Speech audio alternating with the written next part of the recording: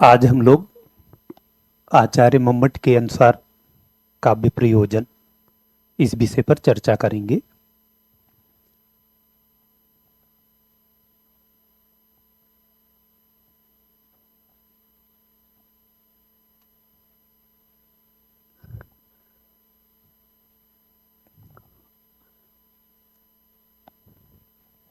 सबसे पहले हम परिचय देना चाहेंगे आचार्य मम्मट का कि आचार्य मम्मट के बारे में कहा जाता है कि कश्मीर के निवासी थे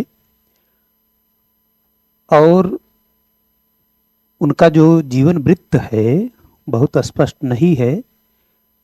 कहीं विशेष तौर पर उस तरह लिखित मिलता नहीं है। कश्मीरी पंडितों की परंपरागत प्रसिद्धि के अनुसार जो नैषधीय चरितम के रचयिता महाकवि श्रीहर्ष हैं, उनके वो मामा थे ऐसा कहा जाता है। और मम्मट कश्मीर देश के निवासी जो जय्यट थे उनके पुत्र थे तथा उनके अन्य संबंधियों में चर्चा की जाती है कि मम्मट पतंजलि प्रणीत महाभाष्य के जो टीकाकार हैं कैयट तथा यजुर्वेद के जो भाष्यकार उवट हैं, दोनों के वो छोटे भाई थे। दोनों उनके छोटे भाई थे। यह बाद के विद्वान प्रवाद मात्र मानते हैं। धारा के जो भोजराज हैं उनका शासनकाल 996 ईस्वी से 1051 ईस्वी पर्यंत माना जाता है। मम्मट उनके उत्तरवर्ती माने जाते हैं।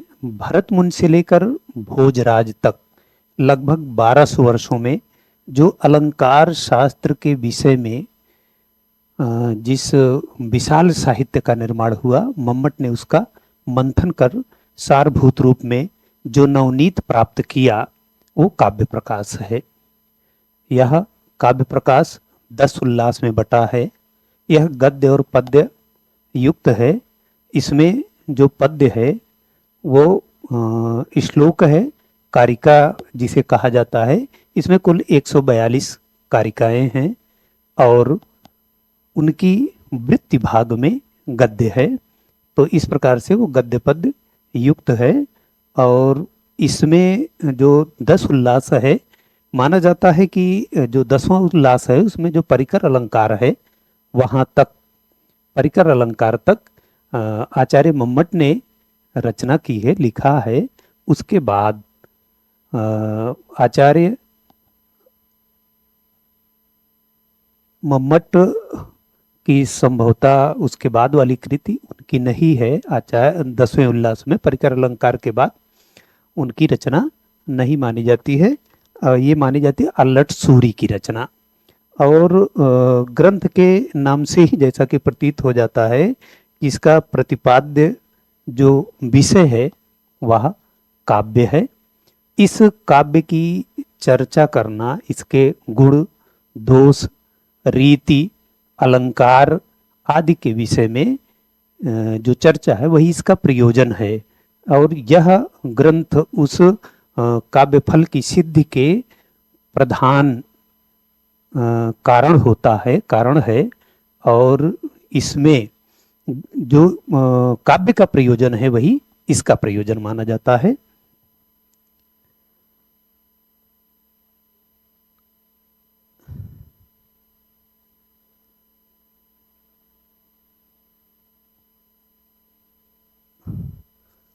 काव्य प्रयोजन तो माना जाता है कि कहा गया है कि काव्य प्रयोजन जो है वो इसके पहले जो विभिन्न विद्वान हुए हैं वो अलग अलग माने हैं। बाद में उन सभी का अध्ययन करके आचार्य मम्मट ने काव्य प्रयोजन को एक साथ संकलित किया है। और इसमें है कि काव्यम यशसे अर्थकृते व्यवहार विदे शिवेतर छतये सद्या परिनिर्वृतये कांता संमितयोपदेश युजे। इसके संबंध में यहाँ पर ये बताना जरूरी है कि जो आचार्य मम्मट है उन्होंने लिखा है कि इहा अभिधेयम सा प्रयोजनम इत्याह। इसका जो अभिधेय है अर्थात जो काव्य है इसका ये सप्रयोजन मूलक है अर्थात प्रयोजन युक्त है। तो उसका ये प्रयोजन यही है, काव्यम पहला प्रयोजन काव्य, यश से दूसरा यश, सॉरी पहला यश से, दूसरा अर्थ कृते, तीसरा व्यवहार विदे, चौथा शिवेतर छतये और अगला सद्या पर्णवृतये और अंतिम है कांता संमितयोपदेश युजे। इसमें चतुर्थी विभक्ति का प्रयोग हुआ, जहां भी प्रयोजन की जरूरत पड़ती है वहां चतुर्थी विभक्ति का प्रयोग किया जाता है। जैसे बालकः गच्छति, किमर्थम गच्छति अर्थात पठनाय गच्छति, तो पठनाय में चतुर्थी विभक्ति का प्रयोग हुआ। जिस प्रयोजन के लिए वो जा रहा है उसमें चतुर्थी विभक्ति का प्रयोग किया जाता है। तो यहाँ है काव्यम यश से, यश में चतुर्थी विभक्ति का प्रयोग हुआ है। तो काव्यम यश से भवति, काव्य यश के लिए होता है। काव्यम अर्थ कृते भवति, अर्थ के लिए होता है। और व्यवहार विदे भवति, शिवेतर छतये, सद्या पर्णवृतये, कांता संमितयोपदेश युजे। इस प्रकार से काव्य के 6 प्रयोजन माने गए हैं। तो इसमें जो पहला प्रयोजन है काव्यम यश से, जो काव्य की रचना होती है वो यश के लिए होती है। अर्थात जैसे हमारे महाकवि लोग अनेक रचनाएं, जैसे महाकवि वाल्मीकि हुए, उन्होंने रामायण लिखा और कितना पहले उसकी रचना की, लेकिन आज भी हम लोग उनका यशोगान करते हैं। कालिदास जी भी हुए, उनका भी यशोगान करते हैं। ऐसे ही हमारे अनेक महाकवि हुए जिनकी रचनाओं के कारण उनको हम याद करते हैं। तो काव्य जो है वो यश के लिए है।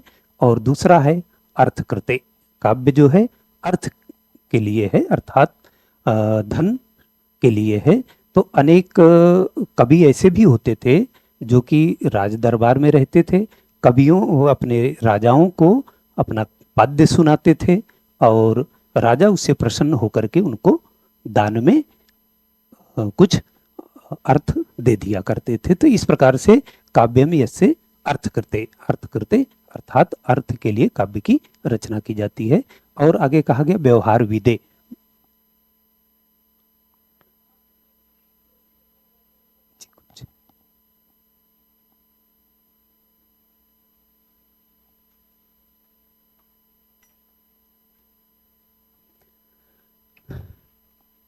अगला है काव्यम व्यवहार विदे।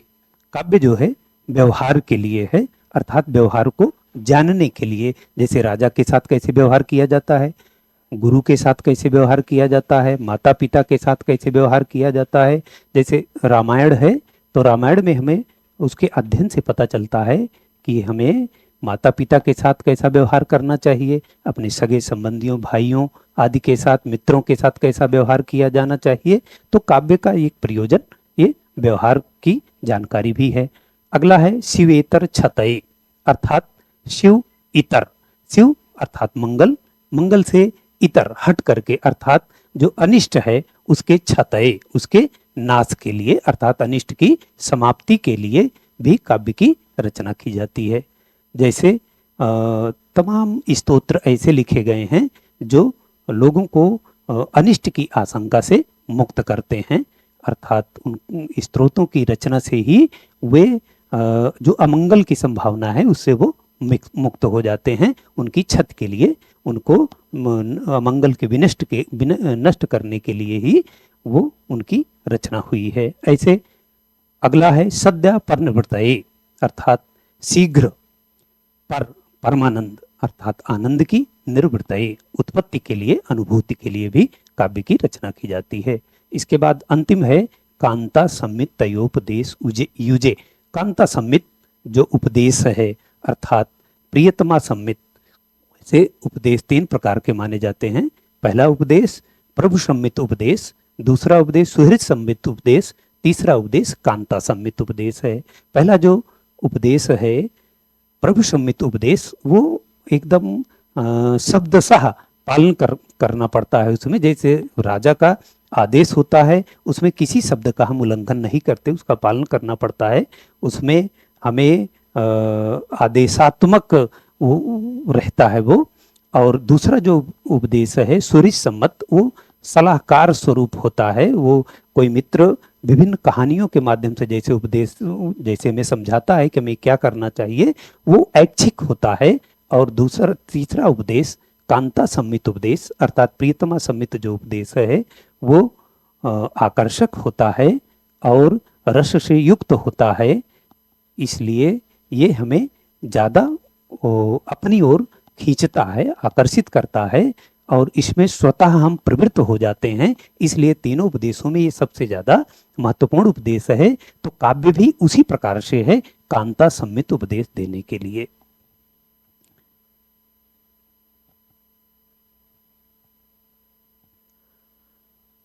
पहला है काव्यम यश से। काव्य जो रचना है यश प्राप्ति के लिए है।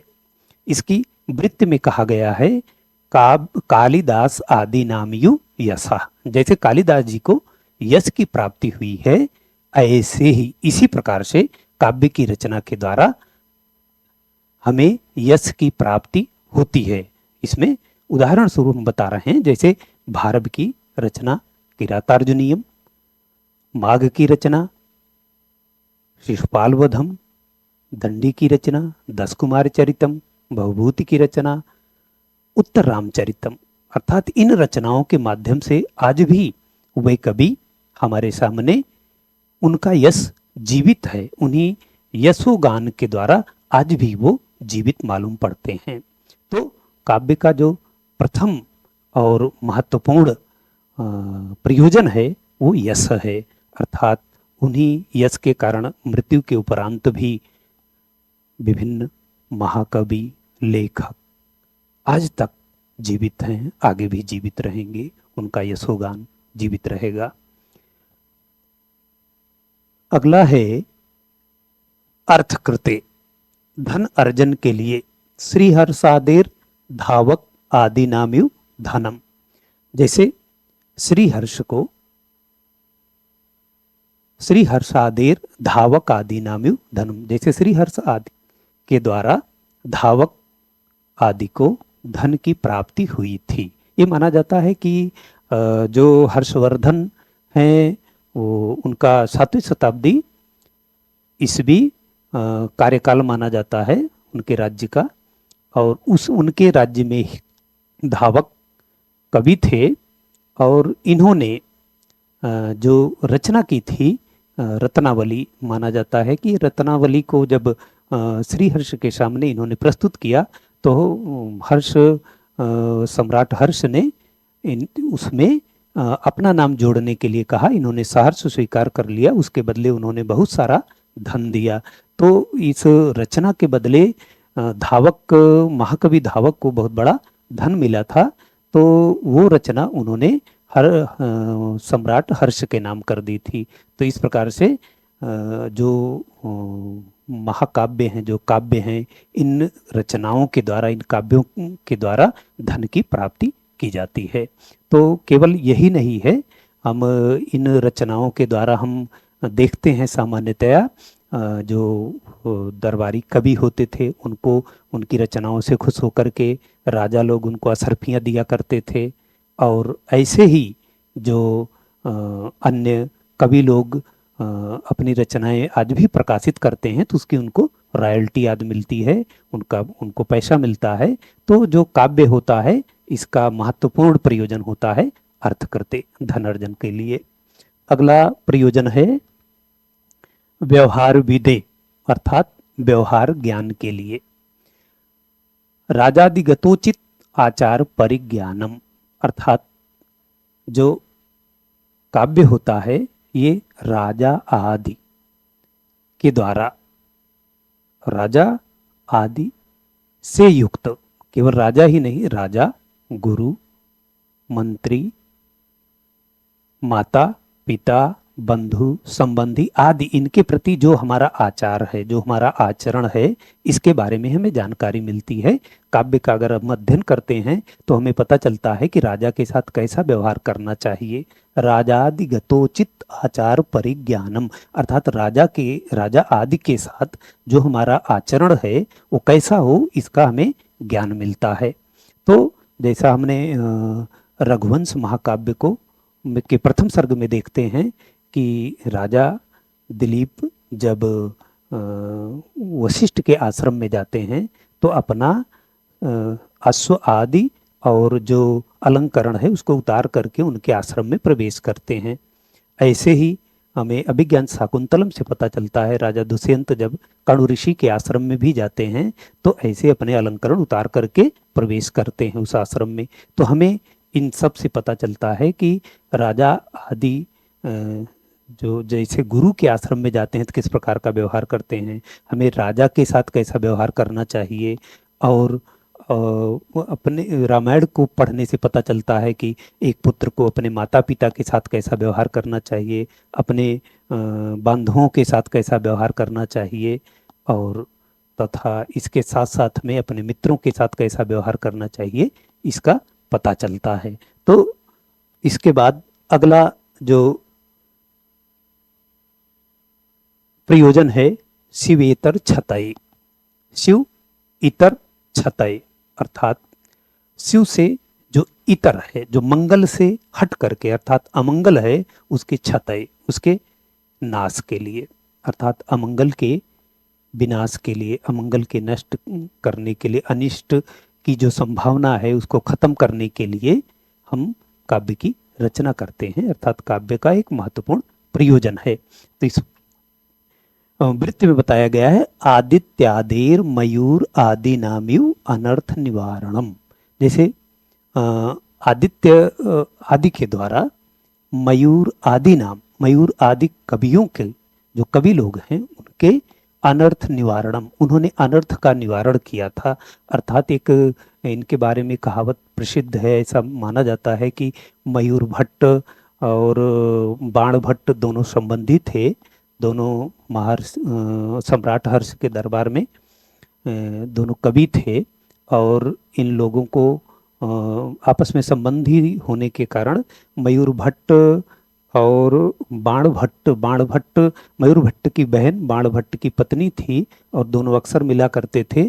तो एक बार ऐसा हुआ कि बाण भट्ट की पत्नी नाराज हो गई और वो रात्रि भर उन्हें मनाते रहे, और रात्रि में उनको मनाते हुए उन्होंने एक श्लोक की रचना की, गत प्राया रात्रि कृष तनु शशि शीर्यतियु प्रदीपो अयम निद्रा वशम उपगतो घूर्णितियु प्रणामंतो मनस त्यजसी ना तथापि क्रुधम अहो। उन्होंने इन 3 पंक्तियों की रचना तो कर ली, लेकिन चौथी पंक्ति की रचना नहीं हो पा रही थी। पूरी रात्रि बीत गई और सुबह हुआ, सुबह भी इन्हीं पंक्तियों का वो वाचन कर रहे थे। उसी दौरान उनसे मिलने मयूर भट्ट आ गए। जब मयूर भट्ट आ गए तो उस समय मयूर भट्ट ने चौथी पंक्ति की रचना वहीं कर दी। कुछ प्रत्यासत्या हृदयमपि ते चंडी कठिनम।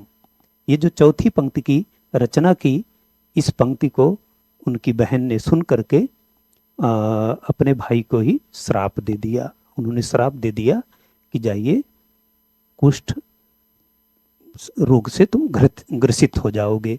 तो बाद में जब उनका क्रोध शांत हुआ तब उन्होंने पूछा मयूर भट्ट ने, तो उन्होंने इसके उपाय बताए कि आप गंगा नदी के किनारे जाइए और सूर्य से संबंधित उपासना करिए, तब आपका कुष्ठ का निवारण होगा।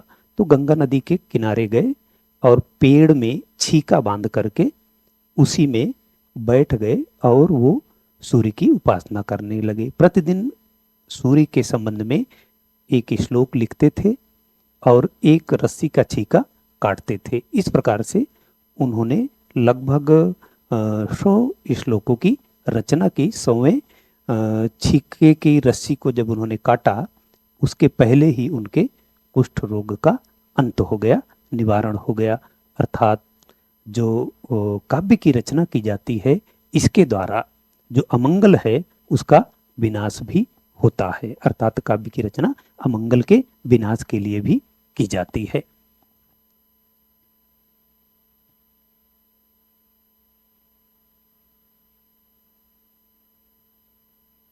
सद्यः पर निर्वृतये, ये सद्यः पर निर्वृतये। पांचवा प्रयोजन है शीघ्र, सद्यः शीघ्र, पर आनंद, निवृत्तये उत्पत्ति या अनुभूति, शीघ्र ही आनंद की अनुभूति। अर्थात काव्य पढ़ने से, काव्य के अध्ययन से और उसके नाट्य आदि के दर्शन से, काव्य के श्रवण से तुरंत ही आनंद की प्राप्ति होती है। तो ये जो पांचवा प्रयोजन है वो है तुरंत ही परमानंद की प्राप्ति के लिए काव्य की रचना की जाती है, सद्या पर निवृत्तये। इसकी वृत्ति में कहा गया है सकल प्रयोजन मौलिभूतम समनंतरमेव रसास्वादन समुद्भूतम विगलित वेदांतरम आनंदम।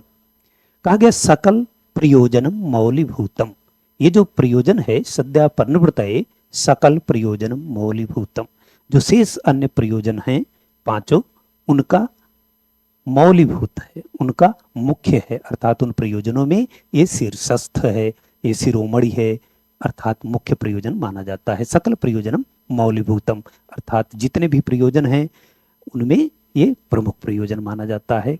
समनंतरमेव, अर्थात काव्य के पठन श्रवण आदि के अनंतर, आदि के उपरांत ही आनंदम, आनंद की प्राप्ति होती है, तुरंत ही आनंद की प्राप्ति होती है। इसके विशेषण में कहा गया, तीन चीजें कही गई, सकल प्रयोजनम, अर्थात ये संपूर्ण प्रयोजन में मौलिभूतम मुख्य होता है, और दूसरा विशेषण कहा गया रसास्वादन समुद्भूतम, ये रस के आस्वादन से उत्पन्न होता है, अर्थात रस के आस्वादन के उपरांत ही उत्पन्न होता है।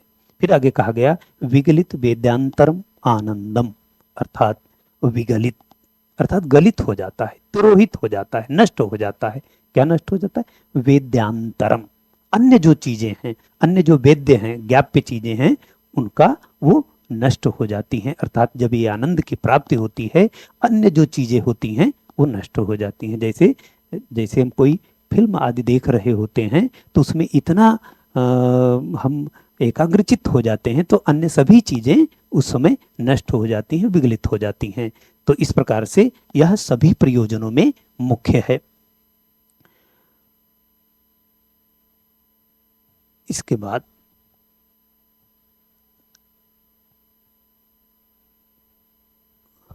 अंतिम प्रयोजन है कांता सम्मितयोपदेश युजे, अर्थात प्रीतमा के समान उपदेश देने के लिए। उपदेश की त्रिविध शैली मानी जाती है। जो तीनों शैली हैं उनके संबंध में कहा गया है कि प्रभु सम्मित शब्द प्रधान वेदादि शास्त्रेभ्य सुहृत सम्मित अर्थ तात्पर्यवत पुराण आदि इतिहासेभ्य शब्दार्थयोर गुण भावेन रसांगभूत व्यापार प्रमणतया विलक्षणम, अर्थात जो यत काव्यम, जो काव्य की शैली है वो विलक्षण है। जैसा पूर्व में ही मैंने चर्चा किया कि तीन प्रकार की शैली है, एक प्रभु सम्मित शैली है, एक सुहृद सम्मित शैली है, और दूसरी शैली है कांता सम्मित शैली।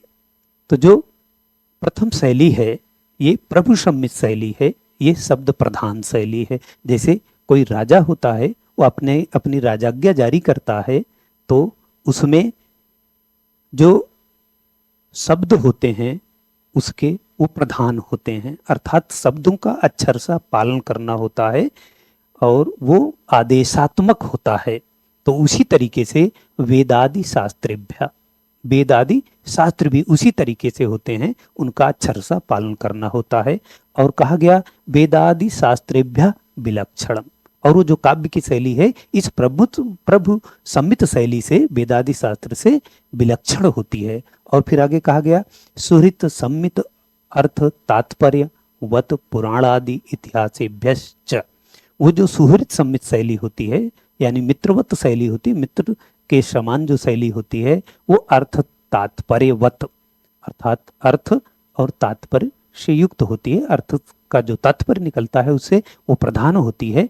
पुराण इतिहासेभ्यश्च, पुराण इतिहास इन से युक्त होती है, अर्थात पुराण और इतिहास में वो शैली पाई जाती है, वो सुहृद संबद्ध शैली होती है। तो पुराण आदि इतिहास आदि के अध्ययन से सुहृद शैली की अनुभूति होती है और वो एकदम सलाहकारक होती है। जैसे मित्र की शैली होती है उसी तरीके से इतिहास पुराण की शैली होती है।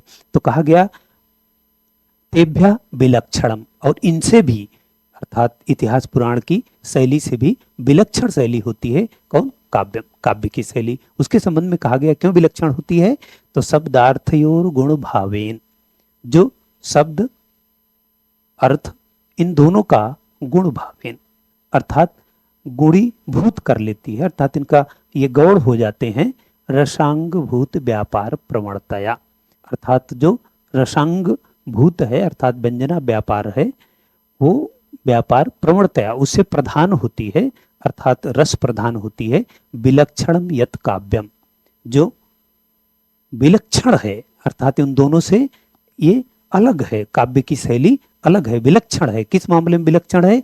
तो कहा गया शब्दार्थयोर गुण भावेन, शब्द और अर्थ को गुणीभूत कर लेती है। और रसांग भूत व्यापार प्रवणतया, अर्थात रस का जो अंगभूत है अर्थात जो व्यंजना व्यापार है उससे प्रधान होती है।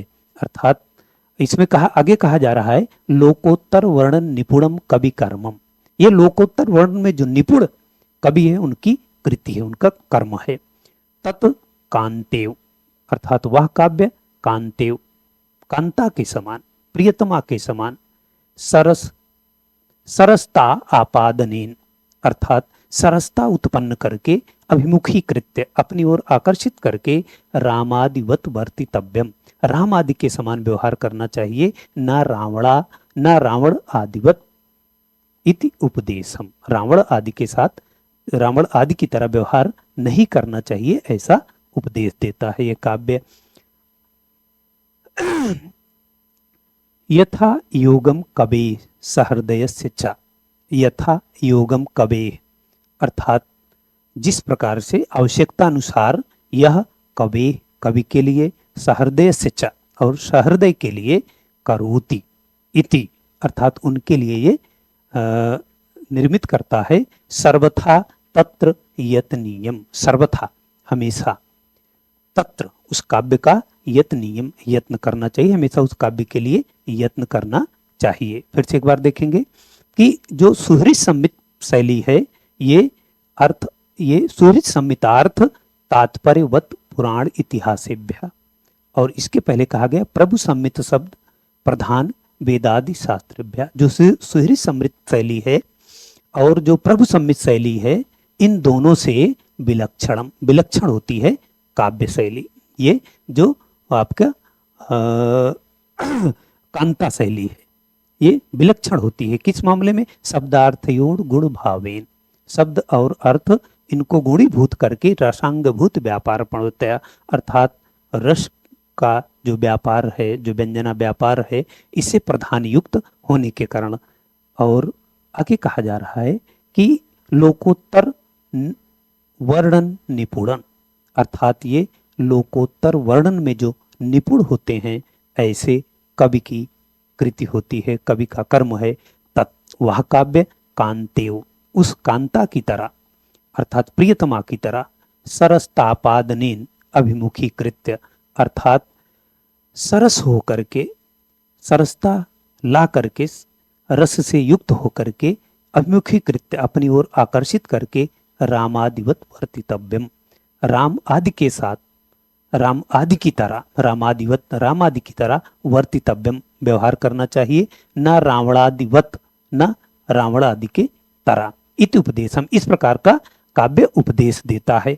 यथा योगम कवि सहृदय से चा, जैसी आवश्यकता है वैसा कवि और सहृदय, यानी जो पांचों ऊपर गिनाए गए, जो इसको लेकर के छठा प्रयोजन, ये कवि और जो सहृदय होते हैं उनमें से यथा आवश्यकता जैसी रहती है वैसा वे ग्रहण कर लेते हैं। करोति सर्वथा तत्र यत्नियम, इसलिए काव्य के प्रति यत्न किया जाना चाहिए।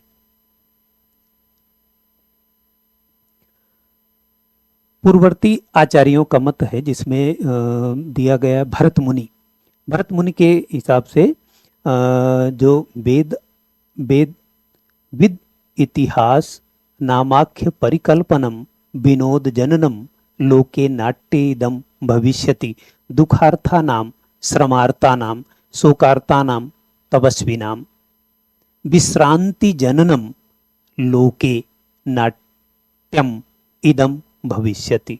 अर्थात दुखार्थानाम, यहाँ पहले कहा गया वेद विद इतिहास नाम आख्य परिकल्पनम विनोद जननम लोके नाट्य इदम भविष्यति। इन्होंने पहला जो काव्य प्रयोजन बताया है कि विनोद जननम लोके, अर्थात लोक के मनोरंजन के लिए काव्य होता है, और फिर अंत में कह रहे हैं विश्रांति जननम लोके नाट्यम इदम भविष्यति, अर्थात लोक के जो अत्यंत दुखी हैं उन लोगों की विश्रांति के लिए भी काव्य की रचना होती है। तो ये दो प्रयोजन मानते हैं नाट्य कला का, लोक का मनोरंजन और शोक पीड़ित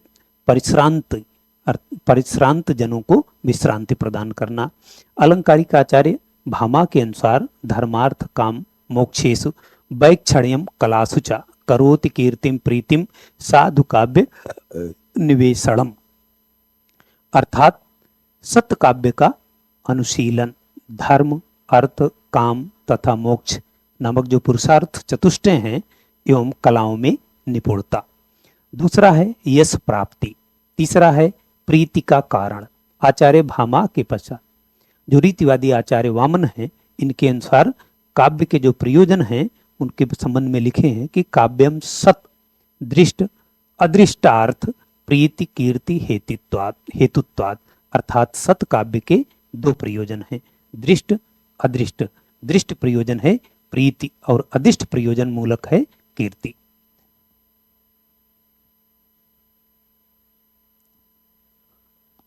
इस प्रकार पूर्ववर्ती आचार्यों ने जिन काव्य प्रयोजनों का प्रतिपादन किया है उनका और भी अधिक परिमार्जन करके काव्य प्रकाशकार ने सबसे अधिक सुंदर एवं विस्तृत रूप में काव्य के प्रयोजनों का निरूपण किया है। इसमें से 3 को मुख्यतः कविनिष्ठ तथा 3 को मुख्यतः पाठकनिष्ठ प्रयोजन कहा जा सकता है। यश से, अर्थकृते तथा शिवेतर छतये, ये 3 मुख्यतः कवि के उद्देश्य से और व्यवहार विदे सद्या पर निवृत्तये तथा कांता संमितयोपदेश युजे, ये 3 मुख्यतः पाठक की दृष्टि से विशेष महत्वपूर्ण प्रयोजन कहे जा सकते हैं। धन्यवाद। आज की कक्षा यहीं समाप्त होती है।